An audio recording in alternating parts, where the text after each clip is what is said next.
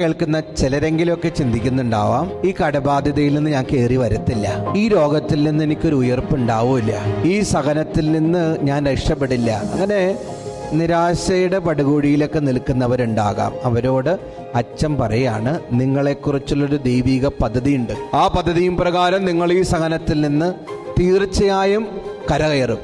വിശ്വസിക്കണം. പരിശുദ്ധ കന്യാമറിയത്തിന്റെ ജീവിതത്തിൽ ഒരുപാട് സഹനങ്ങൾ ഉണ്ടായിരുന്നില്ലേ? ആ സഹനങ്ങളുടെ പരമ്പര അവസാനിക്കുന്നത് കുരിശില. യേശുവിൽ വിശ്വാസമില്ലാത്തവർ പറഞ്ഞു അവൻ ഉയർത്തെഴുന്നേൽക്കില്ല. പക്ഷെ അവൻ 3-ാം നാൾ ഉയർത്തെഴുന്നേറ്റു.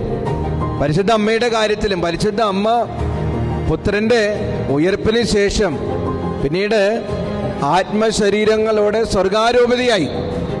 ഈശോയെ ഉയർത്തെഴുന്നേറ്റ് പരിശുദ്ധ അമ്മ സ്വർഗാരോപതിയായി. എല്ലാ സഹനങ്ങളിൽ നിന്നും നിങ്ങൾക്കൊരു ഉയർപ്പുണ്ട്.